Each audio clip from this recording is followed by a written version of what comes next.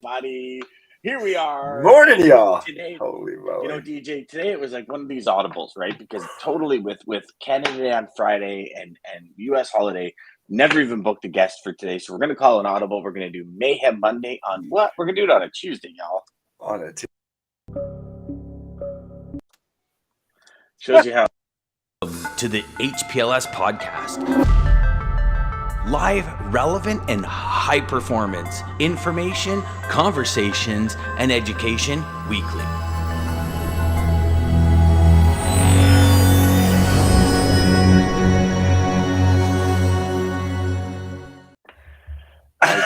DJ. So this goes back to DJ and I were just talking off air. Oh my. And love to know from all of you. When there's a short week at the beginning of the week, at the end of the week, I don't find it as much. But when there's a short week on a Monday, so like yesterday was obviously Independence Day. I took yesterday off because the majority of what I do is in the U.S. So I kind of choose that, give myself a 4-day weekend. Yeah. I'll tell you, DJ, like I'm still thinking it's Monday today, and by Friday it'll be one of these things where like, damn, I lost a full day's productivity this week, and all week I'm going to be off by a day. Like everything I do already, I'm planning meetings. I'm like, okay, how about tomorrow? And they're like, sure, what time? And I'm like, hold on, no, tomorrow's Wednesday. It's not Thursday tomorrow. Okay, so I need to no, because I'm thinking like tomorrow's Tuesday, not Wednesday, right? And I'm thinking, okay, no. So I don't know about you, brother, but I agree. It was a great weekend. Yeah. It was super fun. They're nice to have, but yeah, I'm in that same time, and I actually, when I woke up this morning, I told Mags, I said, I think this is my reset. So I call them reset days. It's something I learned from when I was doing the weight loss program thing. But I'm like, okay, I need to just totally decompress this day, because then tomorrow I have to go back at it. And there's certain times that you just have to get that point and be like, shit, this is where I'm at. This is what I'm dealing with. And yeah, nothing you can do, brother. It is what it is. Yes, exactly. So we figured we'd throw y'all a Mayhem Monday on a Tuesday. We got some rain happening up in my area, which is awesome because I just laid sod, so it means I don't have to be out there moving friggin' sprinklers every morning. So we have got good morning, Lisa, victorious again to start this Independence Day week. Good morning, Jeff, Lisa. And good morning, Daman. Hope y'all are doing good. Hope y'all had a great weekend. Daman, hope you had a great long weekend as well, my friend. So, DJ, are you ready for a little Mayhem Monday on a Tuesday? I am. All right. I am. What? You were going to say what? No. I was going to see, did you end up seeing fireworks anywhere? Oh, yeah.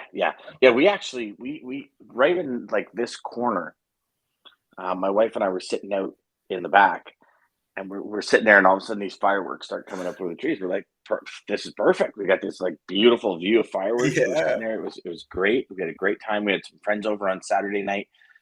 So Friday was our holiday, July 1st. And so a lot of the fireworks came Friday night. So we sat Friday night enjoying, and we had a bunch of friends over on Saturday. Nice. For middle of the day kind of thing. And then yesterday had my mom and my mother-in-law over, and we had a beautiful afternoon just hanging out and chatting and snacking. And I feel like I put on 35 pounds in 72 hours. That's why I think I have to throw up. I'm like, I don't really eat like that stuff, but it was just there. Yeah, and it's one of those things where so it's funny. I was sharing a story on Saturday night with friends of ours, and they said, because they're like, no way you have to convince yourself not to eat donuts when you go to Tim's. I go, listen, here's the deal. If you put things in front of me that I really like, I know I have zero willpower to stop eating them. That's just, I mean, I understand myself well enough to know I have zero willpower. Doesn't the like spinach dip and caramel score dip and like chips and gummies and jelly beans and all this stuff, sausages and everything. I mean, I just ate and ate and ate and ate. And my buddy comes over on Sunday to help me with something out back. And he was there on Saturday. He goes, dude, I don't think I'm eating for like a week. I ate so much last night. And I'm like, dude, what is it when you go to these like parties and functions when there's so much food out, you just tend to like. I don't know if any of you do it, but it's like everywhere you go at every single point, yeah, there's like more food, and it's like, well, I'll just have a little bit, and it's just like this convincing yourself, just rationing lies to yourself that if I have a little bit here, I'll be okay. But you didn't take into consideration that little bit at the 19 different stations that have food, and then, so one thing I when I got diabetes in my mid 30s. I got type 1 diabetes, which is very abnormal for people in their mid 30s, right? It's usually overweight people that aren't necessarily exercising too much, eating the wrong things, that get type 2. Yeah. I learned for the first time in my life, calories in liquids is insane. And it is like the next day I'm cleaning up and I'm looking at all the calories that were drank that night, and I'm going, holy crap. Like it gives you such a different perspective. But let me tell you, We're giving everybody insane, guilt brother. after like yesterday. Sorry, y'all. Yeah, sorry. Jeff says I'm guilty just as you say that, right? Yeah. I'm guilty as hell. That's why I'm fat. I do feel like crap. Today I started a new diet. Listen, it's a reset. It's okay to have those days. This is where I'm telling you, no joke. Rico's book, Just Two Choices, is where it was like, okay, I did that. I chose that. It is what it is. Oh, well, now today I have to. And that's where like I said, I do a reset day. So today I'll probably just be drinking water all day. And that's it. But yeah. See, that's good that you do reset days. I do like reset hours. So again, went to the drive-through, got my wife a coffee, got myself a coffee. I was going somewhere, and something told me I needed 3 donuts, so I got 3 donuts. After I ate the 3 donuts, I was like, okay, Dan, you can't do that anymore. You have to make better choices. Okay, I'm gonna make better choices. The next day, I went to go get coffees again. I only had 2 donuts this time. I made a better choice. So, right? So I do not feel guilty because I made a better choice. I didn't get 3, I got 2. Why do they make them so easy? You can eat them so fast. That's what Yeah, I like the Boston creams and the chocolate dips. And my first question is always, so is the chocolate on the chocolate dip healthy today? And they go, pardon? Well, is it thick or is it thin? Like, is it skimpy or did you put some chocolate on there? They're like, oh, no, they're chocolate today. I go, okay, I'll take 2. And they better be chocolatey, right? And I'm warning this person at the drive-through. If my chocolate donut doesn't have some chocolate on it, I'm going to be upset. So make sure you pick the ones with the big amount of chocolate on it. My daughter used to get so embarrassed. She used to work at the Tim's at the top of town.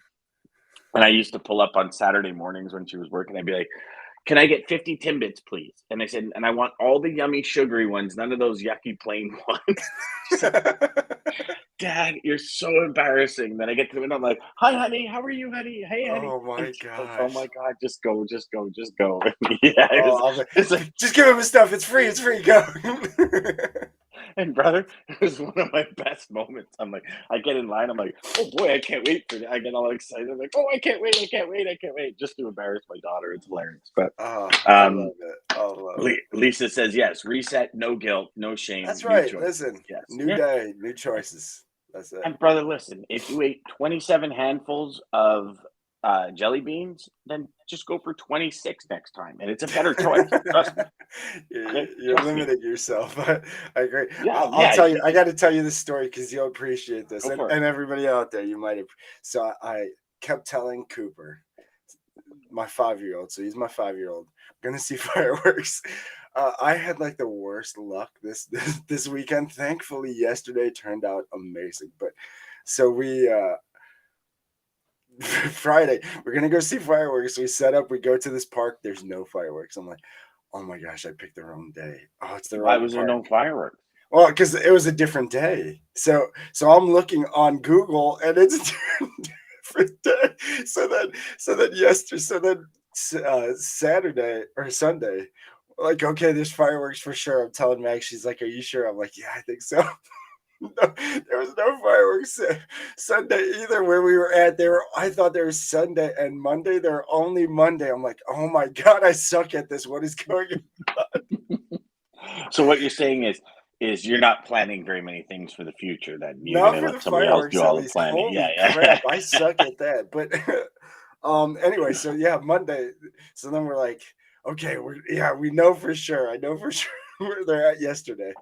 Then And Coop's Oakley. probably like, "Sure, Dad, whatever." At this Well, point, I'm just exactly. Oh going yeah, along he for was the done. ride. He thought I Yeah. was full of it. Then there's no fireworks. But so then Oakley, our 2-year-old, we can tell she is freaked out though, because there's fireworks throughout the night here, there in the neighborhood. So we're like, okay, this might not work. Well, sure enough, she wouldn't have even made it. So I last minute called an audible, just like we are today, and we just drove the strip where I knew fireworks were, but they were kind of like far enough away, and we just watched them that way, and it worked out perfect. So yeah, Perfect. it's Yeah. crazy. And is your dog afraid of fireworks as well? Yeah. She's weird. I don't know. I think she has little dog syndrome. She's, only like 5 pounds, Yeah. and she like runs toward the fireworks. She doesn't, Yeah. like, I want to get them. I call it purse dog syndrome. But Yeah, yes, exactly. They can fit in a purse, but they feel like they're 100-pound. Oh, they're like invincible. Rottweiler. Yeah. Chicken hawk. It's a chicken Yeah, hawk. chicken hawk. Yes, exactly. And I know what you mean by running to it. It's some It's dogs weird. just are petrified, and other dogs are like, "What is that?" and try and investigate. Yeah, right? she's like, I mean, Mags took her out when they were going crazy the other night and walking the dog, and she's wanting to go to it. More noise. I'm like, are you nuts? Mhm. But, Yeah, what is that? That What feels is kind of that? weird Curiosity. in my chest. Yeah. I love it. Mhm. All right, brother, you ready? Yeah, that was fun. Yes, ready. Let's do it. All right. Stop. Oh yeah. We've done that one. Oh. Yeah, reverse engineered logistics. We did that one. So see, I love that one though. It's a good one. That is a good one. That's the way you figure out any problem. Just reverse engineer it. Yeah. Stop right there. I want that first bunch. Okay. Oh, here's an interesting one, and I think it's one that every salesperson has been met with at one point in time in their career. So it is ahead, on time, late. Why so frustrated? The ahead of schedule frustration, the late and no one cares why frustration, the on time and no thank you or gratitude frustration. Yeah, I apologize, everyone. DJ, I'm going to let you start. I have to take this phone call, so I'm going to. All right, well, here we go. So I don't know this strategy very much because we never really talked about this, but I can tell you that I have a weird. So one of my, I guess, pet peeves would be late. So on time is actually late to me. So I probably am one of those that frustrate people with the ahead of time, and I can understand that. Obviously, anybody knows in this world of fun world of logistics, it's all about timing. And so really knowing your receivers, knowing your shippers, and knowing their schedules and knowing kind of how they like it is a big key. Jeff shared, and Jeff, I'm sure you'll mention this hopefully in the chat, but shared this sheet of questions to ask. And man, that is so crucial. I ended up figuring that out the hard way of what to ask, what not to ask. But yeah, just really the timing of your deliveries. I know. And again, I don't know, Dan, if you caught that, but so I'm one of those that, to me, on time is late. So like 15 minutes early is on time to me because I hate, I don't know, whatever it is. It just feels like disrespect if people are late. So it's like, okay, I'm going to show up early. I'm going to show that I planned properly to be like, I mean, when I ran appointments in-home sales, I would be sitting down the street probably a half hour before just so I could get my mind right and most people are like, what are you doing? Why are you showing up so early? And it was just, I didn't want that anything to happen, but I can understand the too early. I've had that with shipments a lot. Oh yeah, go in. They'll like that you're there early. And then it's like, you fucked up everything. So it causes this congestion in the yard, and then there's another driver in going. Exactly. But DJ, it's one thing that has been a frustration, I guess, from day one, right? Because you would think early would be better. Yeah. And you are right. If you don't ask the questions and you don't understand the C, D, E, and F of the A and B of your shipment. So we pick it up at A, we deliver to B. What's the next process here, right? So your appointment's at, say, noon or 11 o'clock. And we don't understand, or we don't know. All the company does is shipping from 8 until 11. Then they switch over to receiving. So now they're shipping all this product out, and you go in at 10 because you have an 11 o'clock appointment because you made it there early. Now you actually become in the way, and you become a distraction or a frustration because, again, the driver's going to get in. The driver's going to ask if they can get unloaded, or like it's normal, right? Hey, would you mind getting me in? Because if I'm ahead of schedule, I can maybe beat that traffic at the end of the day. Like there's all these I might be able to's that we have to deal with, and the ahead of schedule frustration, I believe, also stems from people typically people do just enough for what they get paid for. Right. And I think this is a big problem in every industry today is, I don't know about you guys, but like our airports are a disaster. Like there is, my daughter went away a couple of weeks ago. And she said, Dad, when I got back, she took the red eye. So like they loaded in Mexico at like 8 o'clock or 9 o'clock at night, which means they land at like 1:30, 2 o'clock in the morning. She sat there for almost 3 hours waiting for luggage. 3 hours. She goes, Dad, there was people sleeping on like their carry-on bags on the floor. Like people were sleeping on conveyor belts. It was like, she goes, it was like the worst gong show ever. I go, like, I thought originally it was like customs, right? Like, coming through customs with, do you have to quarantine, all the COVID testing and all this kind of stuff. She says, no, it was a breeze. It was luggage. She goes, we got through in about 10 minutes everywhere. And then we sat in the luggage thing for like close to 4 hours. And holy cow. But it's Dean said many times, right? He talks about his wife's catering business. He says like, it's almost impossible to find people. Yeah. So I think that especially in today's day and age, we as the professional sales reps really need to understand our customers C, D, E, F, and G before we go anywhere, right? Well, that's where this again. I think it's the future. I think it's what we've been talking about a lot on this show. But the whole, this company I got involved with, Giant. Their big thing is about the new way of things is going to be relationship first over everything, and a big key to relationship is communication, and the only way you get that C, D, E, and F is to actually build that relationship with your client instead of just the moving freight in this world. But I think, speaking to employees like you're talking about too, I think that's, you guys want to shine. Anybody taking jobs, anybody just get this job, like go above and beyond, just show that you're going to do more. And listen, that's all you have to do. But I know exactly what you're saying. Everybody thinks, this is not my job duty, and they don't want that's so-and-so's, instead of just do it, just help out. Relationships stem from understanding, right? Like if we look at the nucleus of relationships, it's understanding what matters to the other person. Exactly. Right?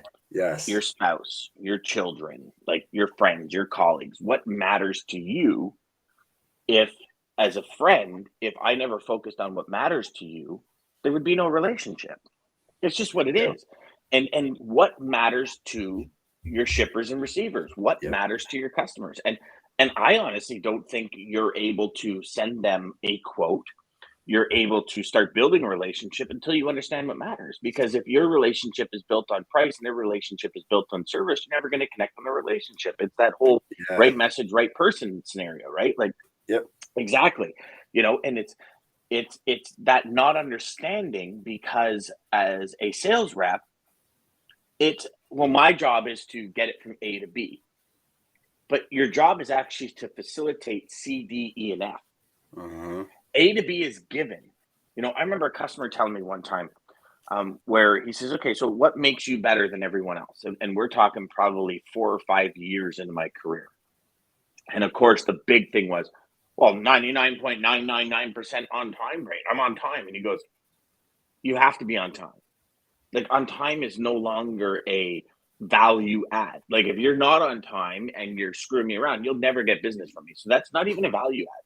Yeah. So let's, and I remember sitting in his office and I'm like a deer in the headlights. I'm like, shit, I got nothing else, man. I need to get more material here. I'm like a comedian on stage that's bombing and I got no way to come back. You know what I mean? You nailed it though with what you said. And with exactly what you said is A to B is given. That's already given. C, D, E, and F. What is that? Mm-hmm. And figuring out that and taking care of those things is what takes you to the next level. Is what's going to bring that value and bring that. Yeah, you nailed it. I agree. Well, it is, and so here's the thing: is I was actually looking for. You know what? Let's do a couple of questions because I'm actually going back to. And I'll find it. It was an inch. I'll find it one time and either I do it here or I'll do it there. And then we'll go back. So let's do a couple of comments here. So Jeff says, DJ, yes, that's correct. You must know everything about your shippers and their customers' operations. 100%. Damon says, yep, ahead of time. Yep, been in trouble for this lots of times. No space in the warehouse. Not enough people there to offload. Exactly. Yep. They wanted appointments scheduled ahead of time and their appointments would take 2 to 3 days to make. All sorts of excuses from customers why it can't deliver early. 100%. Yeah. Lisa says, this is where communicating, asking questions if early arrival would be acceptable. Then communicate this info back to the carrier, asking them to confirm they understand. I think that's key, right? Do you guys get this? Like on all aspects of it. Do you get this? Is it doable? Is it understandable? Is there somebody better? Even Mr. Customer, Mr. and Mrs. Customer, I know you might be in the office and might not be on the floor. Is there somebody in the warehouse you want me to speak to just in case things are going wrong and you don't know about it, about my driver showing up early? Because it's that community. One thing I have found is with customers, there's customers that will not bring up every single detail to you. Yes. But it pisses them off.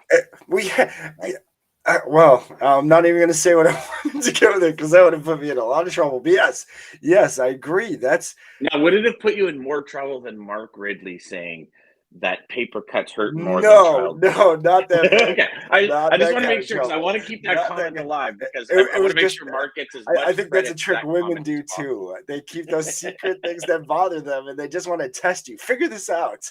I'm not going to tell you what pisses me off. Figure it out. No. And then when I tell you everything's okay, it's really not. That's a different story. But we're not going to go there. We're not going to go. That's your customers, guys. Figure it out. Yeah. Scott says we can't just be order takers. You have to create a true customer experience. 100%, brother. Chris, good morning, Chris. Good morning, fellas. Love this conversation. Appreciate the insights. Absolutely, my man. Thanks, Chris. And Scott says, and to communicate to the carrier driver to let them know it's not guaranteed, we will do our best. 100%. There's 2 ways, right? Like, as a broker, all you have is information. That's what you sell. You sell information. So do a good job of it and make sure you're getting a lot of it and constantly passing it. Well, it's like Dale Carnegie, like Earl Nightingale, all these old school successful business people have always said, like, whatever you're going to do, be the best. If you choose to be a garbage person, be the best garbage person you can be. If this is if this is what you do, if this is how you put food on the table, be the best you could be at. With this new product we got coming out, I'll tell you, every day, I'm like, how could this be better? How could it be easier? How could it do more, be more, and achieve more for people that are going to use it? Right. And I think this was the core of and I mean, listen, we can go back to a million different companies. But Apple, obviously being the big one, is Steve Jobs was obsessed with the UI, right? Like he was like, no, the user's experience needs to be number one. It needs to be number one, to the point where I remember one time there was this whole big fight where he was like, that font needs to be added because people like that font. Like, it's a font. Yeah. And most people think, well, just type and you're okay. And like, no, I mean, nowadays. Yeah, the font was a big thing. Yeah, I've heard the font was a big thing. Yeah. I can remember when I first started building web pages, fonts were not available on browsers. So I don't know if you knew this, but the first style of web pages, like even up a decade ago kind of thing, when we would build them out, we would want like a chalk duster or a chalk font. And you'd actually have to create that as an image Wow. because Google and the actual, so if you didn't have that font in your desktop, you wouldn't see it. If that font wasn't a web font, it wouldn't display. It would revert back to like an Arial or something. So the look and feel you were going for wouldn't be there, Wow. right? And as a designer, you want that look and feel because that matters. Yep. Right. Oh, so that's where all these the spacing, everything, the size, the spacing, everything. Yeah, I remember he really went into depth of it was big. And it was all because the user. He's like, this has to be the user. And here's the thing, in sales, in our business, it's about the user. And the user is the customer, is the customer's customer. And if we don't understand that part of the business, which is the C, D, E, and F, somewhere in those four, then we're losing. We're losing the battle every time. And it's not just A and B. It's if I'm late with B, what happens to C, D, E, and F? Right? It was crazy. But it's interesting. So let's do this. You looking it up? Do we have some? I'm getting it right here. Holiday weekend. Oh boy, here we go. We're gonna have a doozy here today, folks. Are you ready, DJ? Are you ready? Let's do it. Are you ready? You know what it is right now, folks?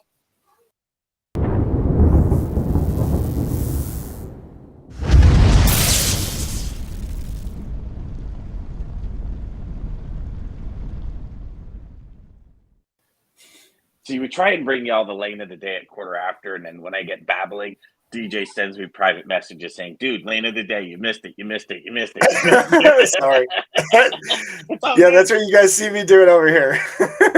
That's when he's typing. He's like, "Dumbass, we had a schedule. You're not sticking to the schedule. Come on, stick to the schedule." No.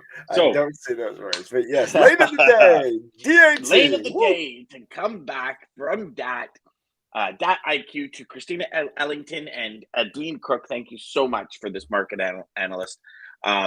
So here we go. Now, day back, reefer, Fresno, California to Denver, Colorado. Line haul rate per mile, $3.37. An all-in rate per mile, including fuel surcharge of $4.18. Contracted rates are sitting at $4.15, so not very far off the spot market at all. Matching again, yeah, year over year, the spot line haul rate per mile has only changed 26 cents. And it's less 26 cents today than it was a year ago, which is actually pretty interesting considering some of the massive decreases we've seen over the last week. I mean, at one point last week, we had $1.75, $1.85, $1. Like, it was huge. So for only 26 cents, it's crazy. Line haul rates are trending up after staying flat, averaging $3.08 per mile since March. They are 25 cents a mile higher than the May average. So May, it'd be interesting if we had some June numbers in there from May and June, because I'm wondering if it dropped in May and June. But that, my friends, is the DAT lane of the day. Thank you all. Thank you, Darren. So Greg's got a good comment here too. Oh, Greg, how come I didn't see Greg's comment? It just came in. Oh, okay, perfect. We have to remember that our first responsibility is not to close a deal. It's nothing more than opening a door to build a relationship, which we can then create future opportunities.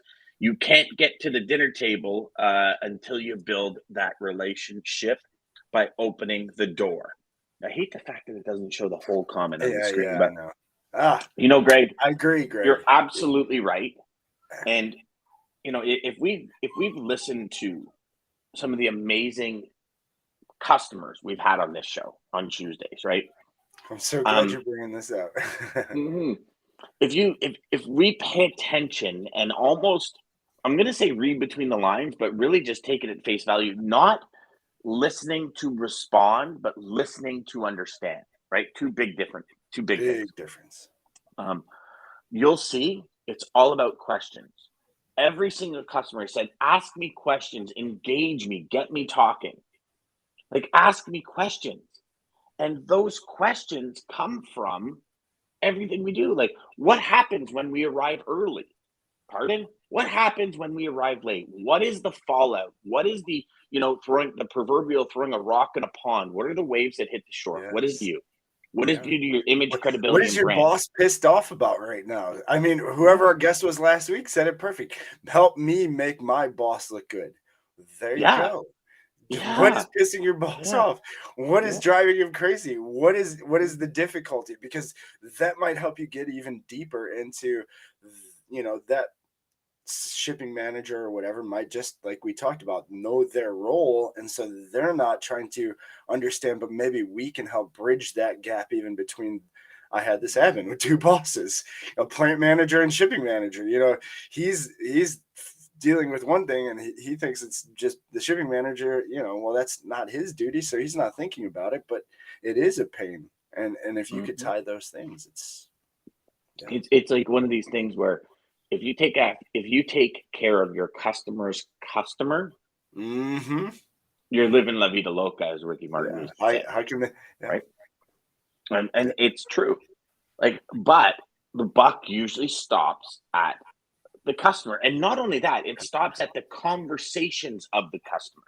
Mm-hmm. Right? So how many of you have actually called the shipper or receiver of your customers and put them through a Q&A session? Like, what happens when we are late? What happens when this happens? What happens when that happens? What are your goals and achievements that you want to achieve in these shipments? Like, really identifying that and then relaying that back to your customer. Hey, FYI, I just spoke to DJ at DJD, manufacturing. And here's what he said. So he's asked if we can actually come in at 10 o'clock. I know you said you wanted 8. What do you want me to do? Well, the customer wants you to come in at 10, come in at 10. Perfect. That's going to put our thing behind on delivery a little bit because it's straight haul delivery, whatever the case may be. But it's getting everything that looks good. So, and what you're doing to your customer is, if their customer is super happy, you've just instantly made them look awesome. Right. And it's just that little investigating and pay attention to what the actual people we speak to every day say on this show. Ask me the questions, engage me, ask me questions people don't ask. Yes. Those are the questions. Yeah. Those are the questions. And you nailed it again with your comment. Listen to understand, don't listen to respond. There's a huge difference. If you're thinking of your next response before they're finished talking, you're listening to respond. If you are truly listening to them, you have nothing to say, or you're pausing at least for a minute. Just catch that. I have that. I've had that problem my whole life. And so really being mindful of it and paying attention to it, but you gotta listen. I think everyone has that. I just think it's part of the way we're ingrained as humans. I think we truly have to. It's like a lot of things, and I don't know about you, DJ, but I know we've gone over on time, so I apologize, everyone. But it's one of these things where, as we get further ahead in business and life, and in really understanding our mission, right? Like you hear it with all of our amazing listeners. Value, value, value. What is value? Bring a relationship, bring value, bring something positive to the environment. Like, everybody you speak with should be left happier, more energized, more excited, and more motivated than before you started speaking to them. Yeah. And, if you live by that motto and you just consciously make it so you can consciously remember this, so many things change. So many things change. And it's just incredible, the things that happen and the conversations you can have. Like Greg said, when you're not going in for the money, you're not going in to close a deal. You're going in to say, does my strength, does everything I bring to the table, will it add value to this person's life? And some of you out there that are watching and listening might be like, well, yeah, but it's about money, Dan. And yes, in the end, it's about business. But business is all about relationships. And you know what, DJ? Business has always been about relationships. I think there's certain things in life that happen that make that more prevalent, right? It's like anything in life. You have a real big scare. Your perspective on a lot of things change. Yes, sir. Right? Like, and Yes, that's sir. just the way our lives roll on every part of our life. Yeah. Right? You might be slacking in your desire to achieve your dreams and ambitions. And then a family member gets ill, or a friend of yours happens to, for some, crazy reason, have a sickness or die or something, and it changes your perspective. You're like, I'm never slacking again. I'm going to go at this because I'm going to show them what I can do, or have them be proud of me. Like, all of these different things are perspectives, right? Yeah. And when our perspective is not set in sales on our mission is to help this is the big reason why I sold image, credibility, and brand for the last decade of my career, because that's what people care about.